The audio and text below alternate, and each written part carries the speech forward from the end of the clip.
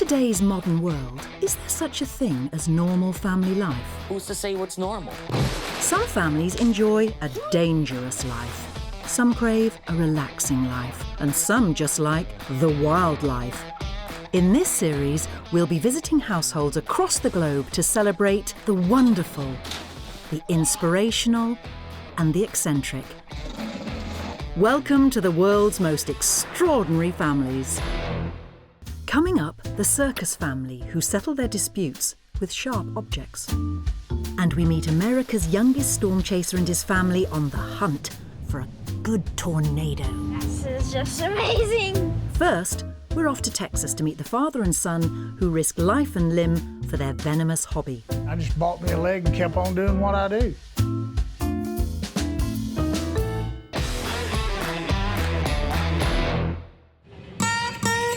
This is Rising Star, and this sleepy town in Texas is home to Jackie and Michael Bibby, America's first family of snakes. They call me the Texas Snake Man. I've been involved in rattlesnakes as a hobby and for fun for 49 years, coming up on 50 years. I got started over in Brownwood, Texas when I was 18 years old. I entered the Rattlesnake Sacking Championship. That's a timed event where two people had to get in a pit with 10 rattlesnakes and put them in a bag as quickly as possible. And you get a 5-second penalty if you get bit. We do get bit a lot during that contest. And I won 2 trophies, $30, and got my name in the paper. I currently hold the world record for that sport and have over 100 trophies. The rest, as they say, is history because I was hooked.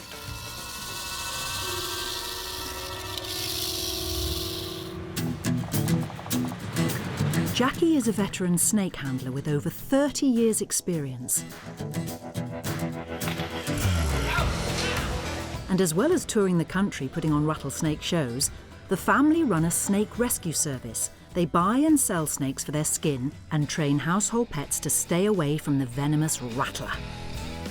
My oldest son became interested in it at an early age. He started handling a lot with me at the shows I did when he was about 15 years old. I was born into this. My dad's done it my entire life, so I started doing it real young, and I enjoy doing it. I enjoy what we do. I enjoy the traveling. I enjoy meeting all the people we get to meet, and it's a lot of fun, a lot of adrenaline when you're handling a dangerous reptile like a rattlesnake that has the capacity to kill you if you're not careful. It's an amazing feeling. The adrenaline is like no drug in the world. It feels good. And there's not many people that can do what we do. I learned from the best.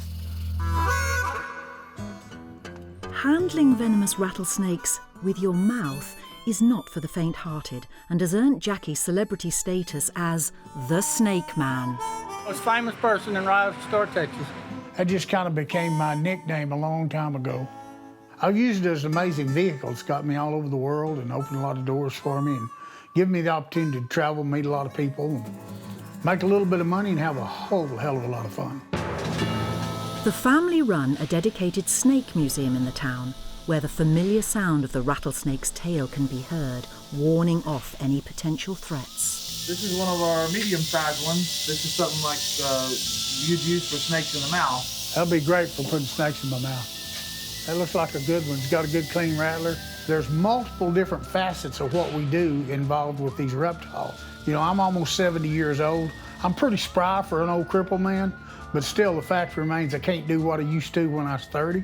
So Michael's gonna have to move up and begin to help in some areas where it kind of takes a little of the pressure off of me. Watch that thing, it's kind of jicky. I wanted to follow in his footsteps. I wanted to make him proud. I wanted to do the things that he did. And now that I'm getting closer to actually running the business, I want to just make him proud. I mean, I want to do a good job. Why don't you check the mouth on one of them? The daredevil stunts and killing of snakes has been criticised by some animal rights campaigners, and Jackie and Michael are ready to move with the times. I'm in hopes that Michael will be able to refine this business into something that maybe will be more timely, because I think he's going to have to go more educational and more scientific if he's going to be able to hold the interest of the people who will be wanting to come to the shows and listen to what he has to say. So I'm hoping he can develop it in that way so as to keep it current.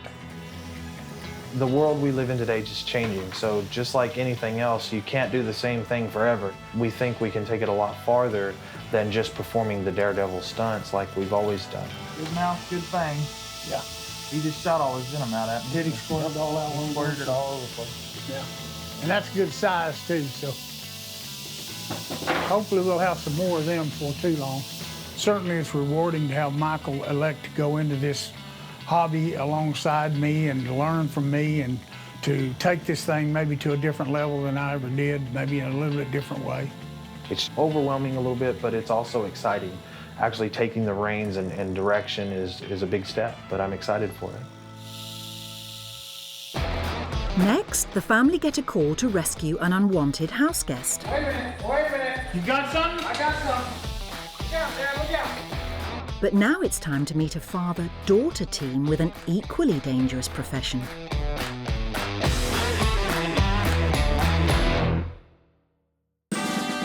Meet the Travis family, daughter Eve and dad Neil, better known as Yvel and Baldini, who quit their day jobs and now pay the bills by dicing with death, performing in a dangerous sideshow act up and down the UK. The family are trained professionals, so please do not attempt any of the stunts you're about to see. The family circus tradition began when Dad Neil ran out of money whilst backpacking around Europe and learnt some circus tricks to earn some extra cash. So glamorous, the life of the performer. When he came home, he decided to learn as much as humanly possible and tried his hand at lots of different things. And then when he met my mum, they decided, they'd do that together. And there was Uncle Percy, who did a street show with my dad. And there was this big group of weirdos, basically, that all did circus stuff together. And they performed locally at a lot of carnivals and things like that, but also further afield. Now, with Eve taking over the reins, the dangerous duo have performed at festivals and shows up and down the country. Today, they are preparing in the back garden for their next gig in a few weeks' time. I think at first our neighbours thought we were completely mad. Every now and again, you just get people kind of going as they walk past. Eve quit her law degree and convinced her former circus star dad to come out of retirement to risk life and limb on stage once again. I thought, I'm a bit old for this, there's a reason why I retired. But I wanted to encourage Eve in what she's doing and always have, if she wanted to do anything, I'd be as supportive as I could.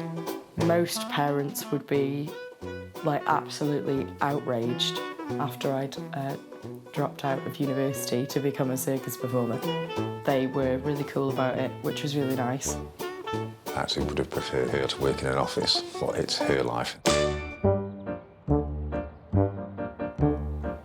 I'm actually the boss in terms of our working relationship. I plan everything, pick the costumes, obviously with help.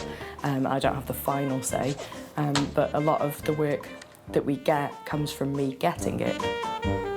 It's really nice. It'd be good with big hair, not my hair. My mum is certainly a force to be reckoned with. She is the only thing that me and my dad are scared of. Which sounds crazy when we're dealing with chainsaws and fire. Eve and I wanted to create something where the roles were reversed. So he was the glamorous assistant and not her.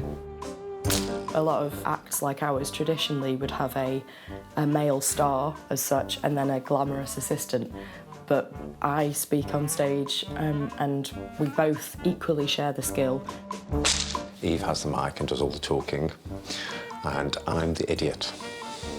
We like to mix comedy with danger or grossness, so it has a bit of an emotional roller coaster. So one moment's gross, the next moment's scary, the next moment's technically different, the next moment's silly, and I provide the silly. My dad is a huge kid. He's very much like, how can we make this worse? How can we make this more dangerous? What can we add? So, you're on the ladder of swords, you're juggling knives, your head's on fire, there's laser-guided sharks. Anything he could think of, it's more and more and more and more. I really don't like you doing that. I'm just oh, no. But we don't. Once you learn how to do that, you don't practice it, because every time you practice it, there is a risk of actually cutting. It's funny what freaks me out and what doesn't, because most things don't, but there are just certain things that either one of us do. Like, he really doesn't like the body piercing, which is called, like, human pincushion. It's horrible. Watching it's just like, no, I know how much that hurts. Don't do it, baby girl.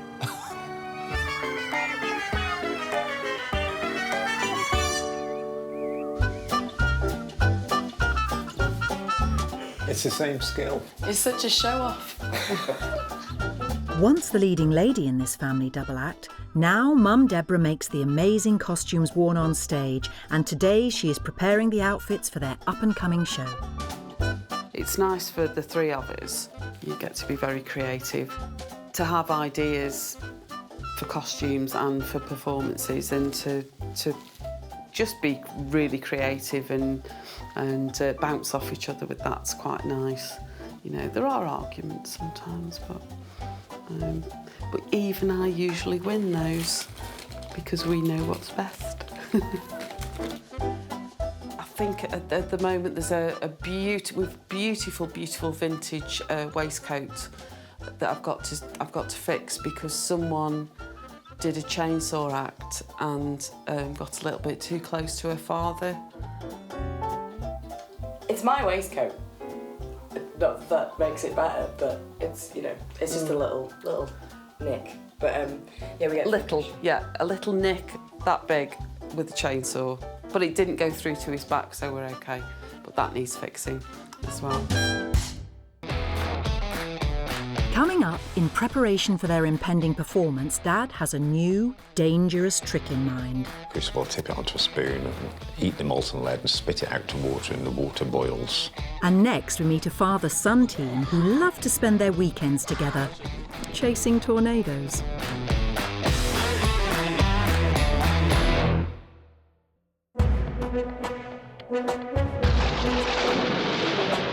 When he's not in school, 9-year-old Chase from Florence, Texas, is one of America's youngest storm chasers.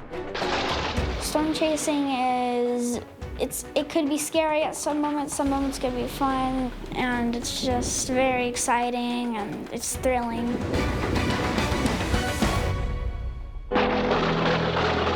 Now, every good storm chaser needs a reliable wingman. And for Chase, that's stepdad Jason. I've had an interest in storms most of my life. There's so much I love about it, and once I got my first shot of lightning, I just ran with it from there. Jason has turned his love of storms and photography into a full-time job. I host the most adventurous photography workshops on Earth. If you have any interest in the weather or nature or adventure, I mean, this is definitely the thing for you. There's nothing else like it. You're never going to forget it. It's definitely addictive. As well as taking out amateur storm chasers, each trip is an opportunity for Jason to build up his already impressive portfolio. Photography workshops are my big thing, and then, you know, all sorts of sales. People buy prints, sometimes companies use them for advertising. I do a lot of time-lapse photography and videos that'll sell to the media. And Jason has had plenty of opportunities as the United States is hit with around 1,000 tornadoes every year, with the peak of the season in spring. Following in his stepdad's footsteps, it wasn't long before aptly named Chase went on his first adventure. When we first started taking Chase out, he was 4 years old, and he would just take his mom's cell phone and aim it out the window, you know, because it was stay in the car, Chase, because, you know, he was a little guy and we were overprotective. I'm looking at the radar and there's storms coming this way. My favorite story I have was probably the first tornado I ever saw was in Florida, West Palm Beach. We were driving and we saw a water spout, and that was probably my favorite moment because it was the first tornado or water spout I ever saw, which was really cool for me because I had never seen one. Some of the things he's got to see, he's been on a storm that's produced a dozen tornadoes, and he's seen beautiful lightning. I definitely think he enjoys it. Whilst his friends might spend their weekends playing video games, Chase rarely misses an opportunity to go out with the family. Any chance he can get and he's free, he's got a busy schedule for a little guy. He has to go to school, he has football practice, a lot of responsibilities. Yeah, any chance he gets, he likes to come out. Most of my friends know about storm chasing because my stepdad came in my classroom and did a big presentation about storm chasing. They said it was pretty cool. Some of them might think it's too dangerous for me because I'm just a kid.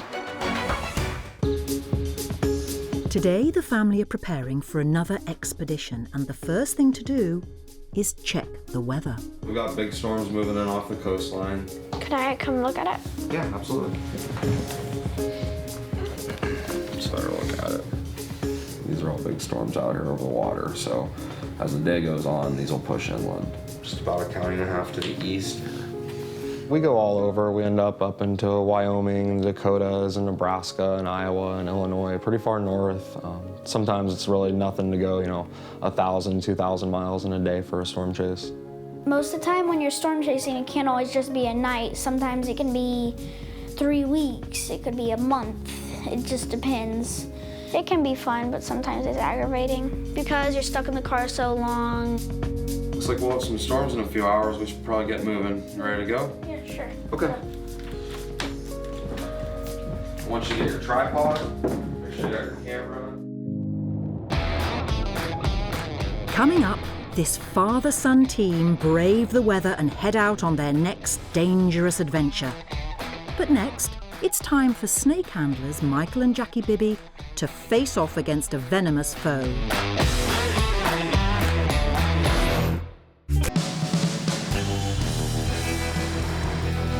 Snake wranglers Jackie and Michael Bibby have received a call from friend Scott, who thinks he's got an unwelcome guest in his barn. Naturally, a snake is a scary animal, so when people see them and they don't know what to do, they call on us. We go out and get that snake off their property so as to make sure it's safe for their kids, grandkids, for themselves, for their livestock, their dogs, their pets. Wait a minute. You got something? I got something. Texas is home to 10 different species of rattlesnake. The western diamondback is the most common and widespread venomous snake in the state and can grow to around 7 feet long. Oh my goodness, maybe that's the one he was talking about. Now we're talking. That's no baby, that's a real deal right there. He's got flat ankle. Oh, this is crazy. Ooh. Yeah, now that's snake hunting right there, guys. You got that? Woo! Once the snake has been captured, they bring it back to base where it will become part of Jackie's show. Way to go! Gotten anywhere from 1 or 2 rattlesnakes to 40 rattlesnakes out from under people's houses. So you just never know what you're getting into. After a successful rattler rescue, the father-son team return to their museum and are keen to show off their most prized exhibit. We have a beautiful white rattlesnake. His name is Diablo Blanco, which is Spanish for white devil. Come on, Diablo Blanco, you got to get out here and be on camera. We got to show people how pretty you are. He's not albino. Albino is an absence of pigment, it means you have none. He has pigment, it's just white. A white snake like that wouldn't survive in the wild.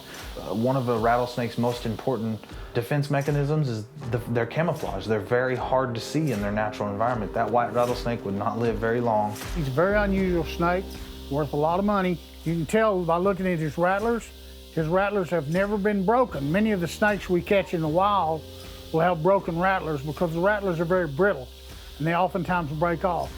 But Diablo Blanco has about 20 rattlers and they're a perfect set, so they're very beautiful.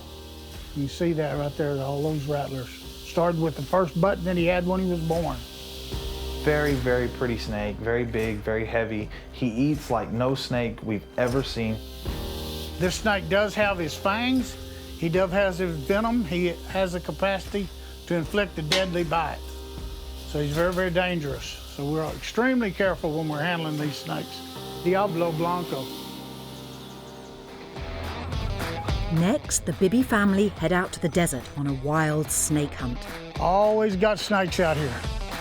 But back in the UK, the Travis family are making their last-minute preparations for their big show.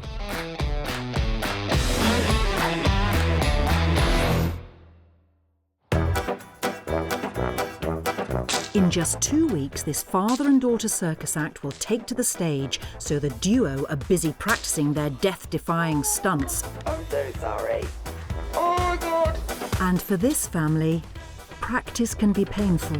When I first bought that whip, I couldn't even make the sound. I didn't really know how that worked, so you're sort of just waving this ridiculously dangerous thing around. And I caught myself so many times, and I had like welts and like little cuts and scratches, and it's really, really, really painful. You wouldn't want to volunteer for it every day unless you're bald and crazy. It's not as easy as it looks, you know, and I think sometimes people watch Neil and Eve and think, oh, I could do that, and you don't see the hours and hours of practice and preparation.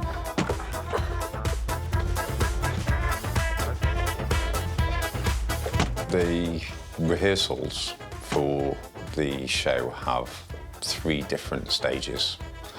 You learn the techniques first, and that's about getting the technique right. So I want to practice until I can't get it wrong. Not practice until I can do it, but practice until I can't not do it. Then we'll rehearse what movement is around that and what language, what words we use around it. Then we rehearse the comedy. You comfortable? The way to make it safe is rehearse it until it doesn't go wrong.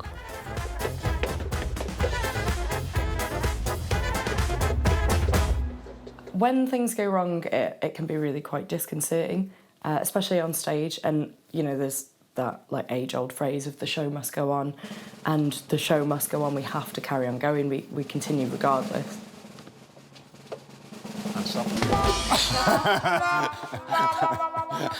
Maybe backwards is too soon, Baldy.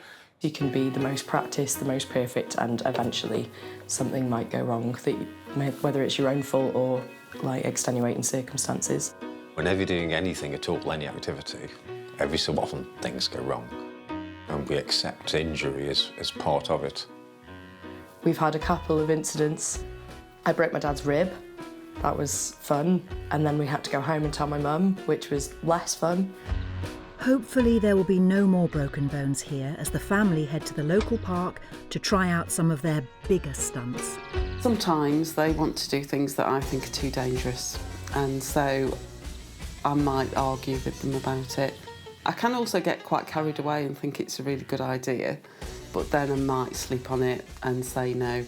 I have mad ideas because I think when you're coming up with a concept, if you want to aim here, you chuck in all the ideas, even the ones that are as crazy as this. I tend to have the maddest ideas because I like challenging myself. I think, oh, I want to learn this. They were talking about eating molten lead at one point, but then I thought about it and decided perhaps not. Ready? There's a very old sideshow act where you have a crucible, you melt lead into it, and on stage you add more lead to it, and then you take a pot of the crucible, tip it onto a spoon, and eat the molten lead and spit it out to water, and the water boils.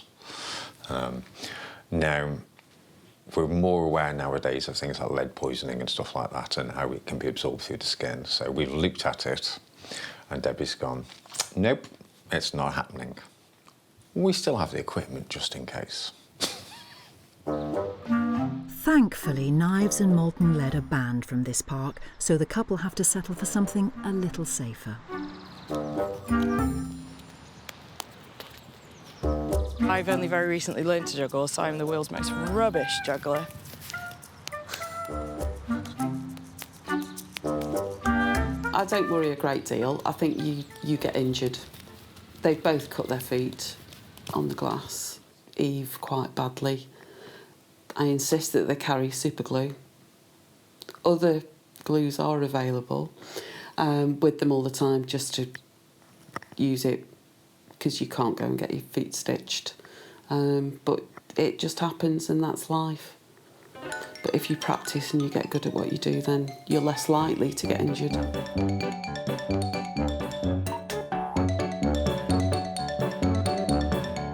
My mum has a power of veto with the acts that we do. Mostly we decide all together anyway. But if my dad or I don't want to do something, there's a bit more of a discussion. If my mum says absolutely no way, then it's absolutely no way. She has to put up with a lot, and I think that's fair that she gets that choice. Coming up, the day of the performance is finally here. But will the audience love their show? And will they survive it unscathed? And next, America's youngest storm chaser hits the road in the hope of finding his biggest twister yet.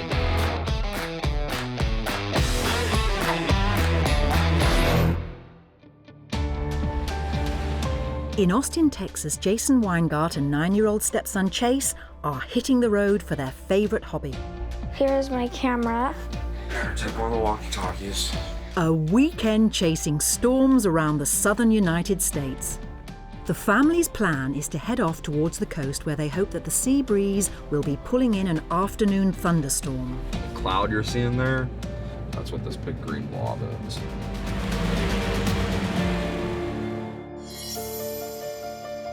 Now, most trips out for professional storm photographer Jason consist of teaching amateurs how to capture that perfect image.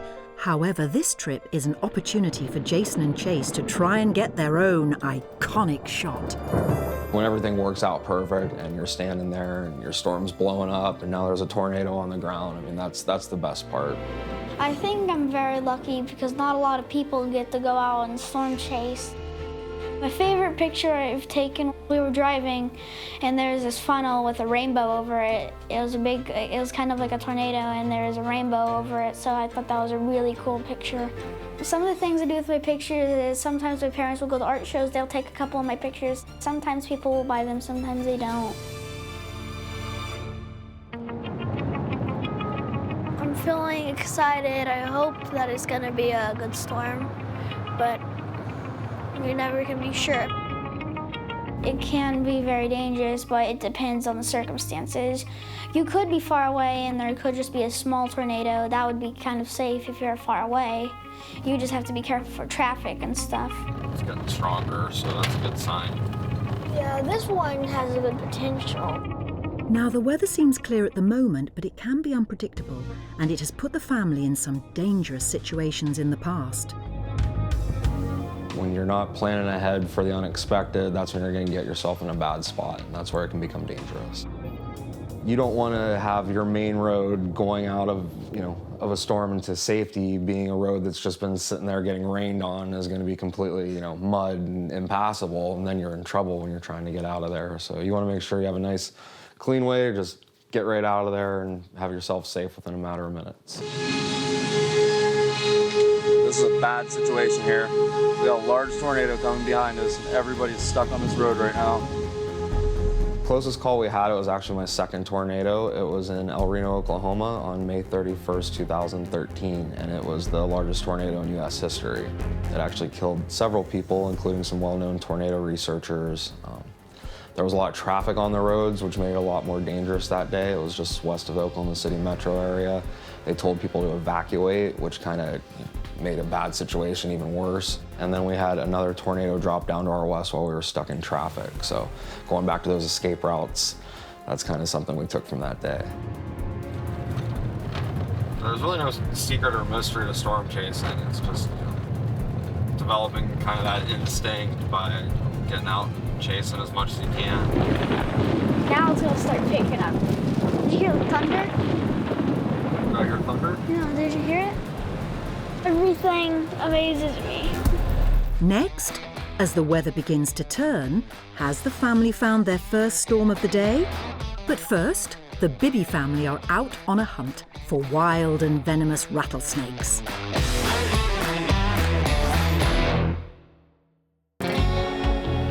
Jackie Bibby knows more than most that rattlesnakes carry a venomous bite that can be lethal. They can still bite even after having their heads cut off. Certainly there's always a danger of being bitten when you're handling a venomous reptile. And in the time that I've been handling 49 years, I've received 12 serious bites. Now, a serious bite means that you have to require hospitalization. About 4 out of 10 rattlesnake bites are what's known as a dry bite. You receive a puncture wound but no envenomation. Now, I've had numerous ones of those, but if they don't require hospitalization, I really don't keep up with them. But 12 bites, which the worst ones when I lost my leg, that was about 6 or 7 years ago. I was doing a show in Dallas, Texas. Rattlesnake bit above my boot, envenomated so much that by the time they got to the hospital, it had killed my leg, and so they had to amputate my leg. They started out below the knee, but 10 operations later, wound up above the knee. They finally got it to good flesh, and then I just bought me a leg and kept on doing what I do.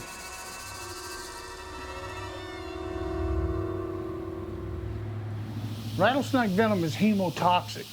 So you're dealing with a venom that's hemotoxic, attacks the blood, but it's also a muscle deterrent that aids the snake in his digestion. So anytime an animal or ourselves or anybody gets envenomated by a rattlesnake, that begins to break down tissue almost immediately. That's why you see the damage that has occurred related to the rattlesnake bites that I've got, because it deteriorates the tissue to the point that it can't come back. That's why I lost my leg. Many snakes have a neurotoxic venom that attacks the autonomic nervous system, but the rattlesnake has a hemotoxic venom, attacks the blood. And you can see the deterioration on my other thumb. That's from having bitten on that thumb, and the pad deteriorated, just wilted away, and there wasn't any way for it to recover. It's a miracle he's lived through as many bites as he had. One of the funniest things when he tells people he's been bit 12 times, he only counts the ones that he went to the hospital. So he's been bit quite a few times, and it's always scary when somebody gets bit, but that's part of what we do. I'm very excited about the fact that Michael, having been handled for 12 years, has never received a bite, not even a scratch. Nope. And I'd certainly like to think that's partially related to the fact that I've always wrote him pretty heavily about the safety issue, and he hadn't pressed the envelope in some of the same ways that I have. I'm hyper aware. When I'm in a pit full of rattlesnakes, I always know what's going on, what snake is where, what snake to watch for. That's just how I was trained. Anytime that a snake handler gets careless, even for a minute, you're going to get bit. I think he can have a long, illustrious career of handling snakes and never have to receive envenomation. So I'm really proud of the fact that he's very careful, and he's an excellent snake handler. The Bibbies are off to the desert on a wild snake hunt. The duo have a show coming up at Redneck Woodstock in Rising Star, and to perform the rattlesnake shows, they need a lot of snakes. And they also sell them for their skins. A lot of people make products out of tanned rattlesnake skin. They make hat bands, billfolds, belts, purses, wristbands, decorative things. And also a lot of people like to eat rattlesnake meat. It's considered a delicacy. First, they stop off for a bite to eat. Friend Scott, who the family saved from a deadly encounter in his barn earlier, has offered to do the driving, but is a little nervous about being bitten. You don't want no rattlesnake bite. How many times you been bit? 12 so far. How many times you been married? 10. Which one's worse? Women. They're more dangerous. Take issue with that logic.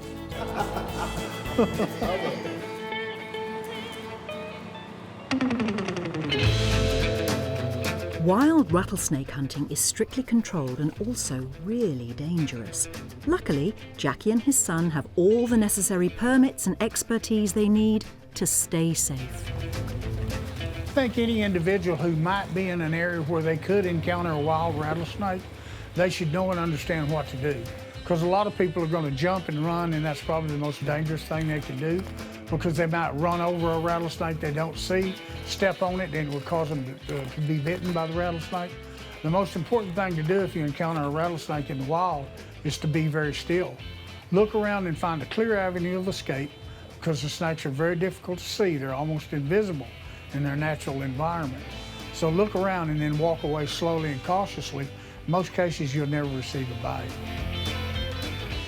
In this gravel pit, this point right here and then that point right over yonder, always got snakes out here, every time. Am I proud of my dad? Absolutely. He's done something with rattlesnakes that nobody else has ever done. To the degree he's done it.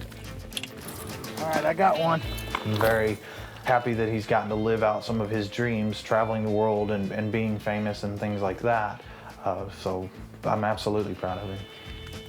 It's about a 2-year-old. I'd like to see Michael attain the success I've attained, maybe even more. I have great confidence in the fact that he's going to do really well. So I'm very excited about him taking over and just going on with this thing and having a lot of fun and making a little bit of money like what I did. We're definitely living our dreams out. We have a really good life today. You know, we go a lot of places, see a lot of people, have a lot of fun. We just have a blast.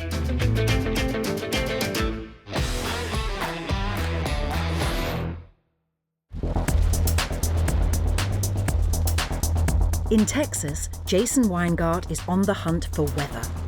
And along for the hopefully wild ride is his 9-year-old stepson and storm hunting partner, Chase. God, I can barely see anything. Not quite the storm they were hoping for, but the family are thrilled to run into a thick cloud of mist. Why? It's not always about getting a really close lightning strike or seeing a big tornado. Sometimes it's cool just to see something you've never seen before. This is just amazing. Look at that, man. It's awesome. Dude, I gotta get another picture. I've never seen anything like that. I've seen hail. The size of it has been about quarters, probably the biggest I've ever seen it.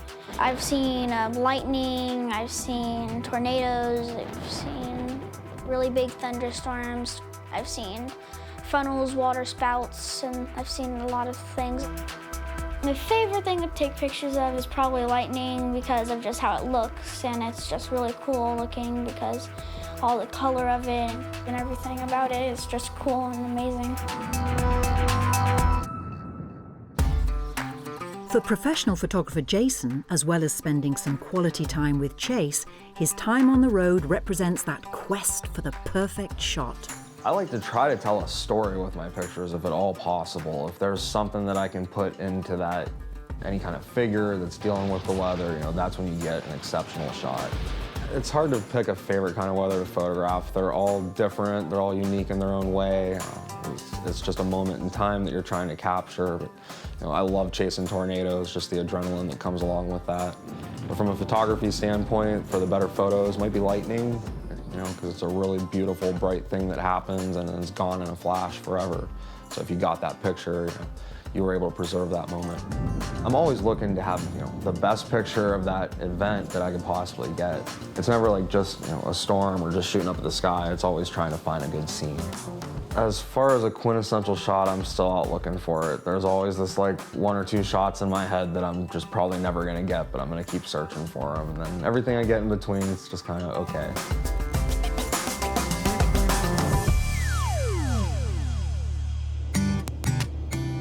Unfortunately, today the weather isn't playing ball, but as Jason and Chase know, a good day out doesn't rely on seeing a twister.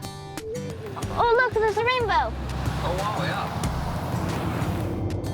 It's really fun just being able to come out and take pictures of the storms and just whatever you get to see. I'm really glad I get to do it. Storm chasing definitely gives us some time to just get away from all the stress and come out and just hang out and get to know each other a little better and spend some good time. Maybe do a little bonding, and, you know, and get to see awesome stuff like even just rainbows. But he can appreciate this as well too. It's been awesome seeing him grow up into a very impressive and respectful young man. This picture looks pretty good. Yeah, that was cool. I didn't like storms at all because I didn't really like them and I didn't like getting all wet from the rain. But now I do. Let's go.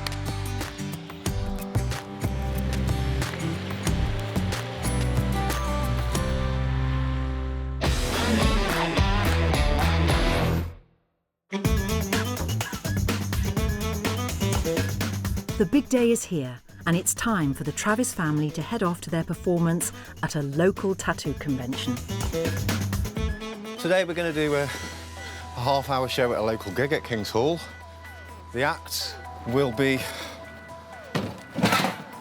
Bed of Nails, Ladder of Swords, Walking on Broken Glass. I think he's going to eat a light bulb. We're doing fire as well. Fire, knock nails up a nose. It's not quite like when you do a cabaret show, people buy a ticket and they come to see you. But because there's so many artists there, where there's lots of entertainment, it's almost like you have to capture the audience a little bit more. If you weren't nervous, you wouldn't care. It'd be very strange not to feel nervous. The adrenaline you get from a little bit of nerves makes a bed of nails less uncomfortable, or the leather swords less uncomfortable. When we get there, we still have to look at the stage, see how big the stage is, assess everything. So some of the things we've got planned, we might discard. We always have to be flexible, don't we?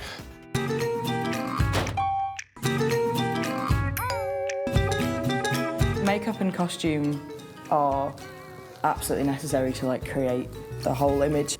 Shows someone instantly before the show even starts sort of what to expect. It's very important not to get that wrong. You kind of hide behind it. Like it literally is a mask and you're this persona and you're not yourself. Hello. My job is to mess things up.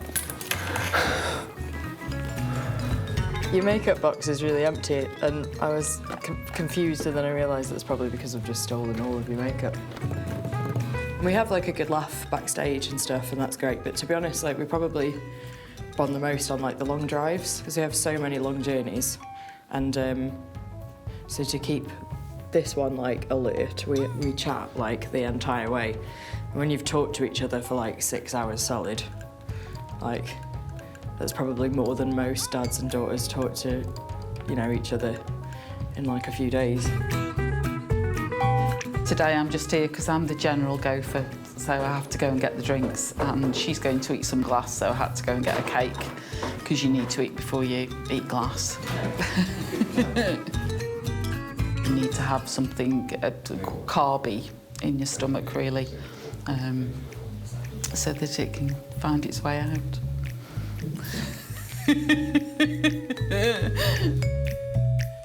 So, glass eating to start. Then I'm thinking knives, swords, and then I like doing the bed of nails after that. Whip to finish. All done. Finished.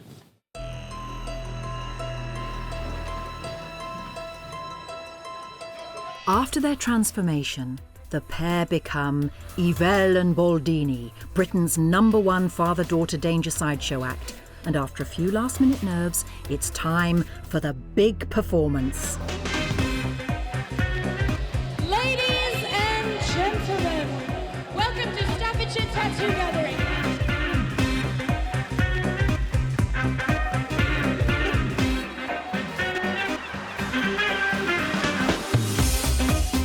It's going all right. Nobody's died.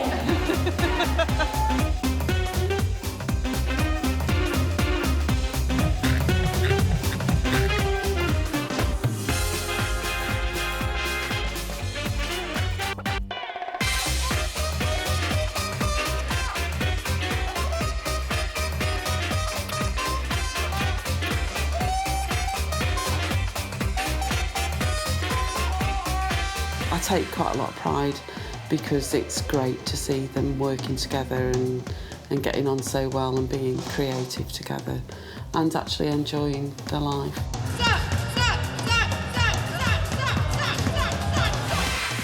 We'd be financially a lot better off if we all had normal jobs, but I don't think we'd be quite as happy. Don't make him do it. When we have a really good show, there's no other feeling like that. Even better because it was you and your dad. I love every day that we have together, the work that we do, the life that I lead. Even when it's really difficult, even when it's stressful, I'm going to have a better day than most people do because I've got my mum and dad there with me. Thank you, and good night. It's been a good show and a good day. I always want to improve the show, so we want to fine-tune what we're already doing. Also, we think like it'd be really nice to get my mum involved in some more stuff. It'd be cool to get her up on stage maybe a bit more, or see how she feels about that. I don't know. I think she's quite keen.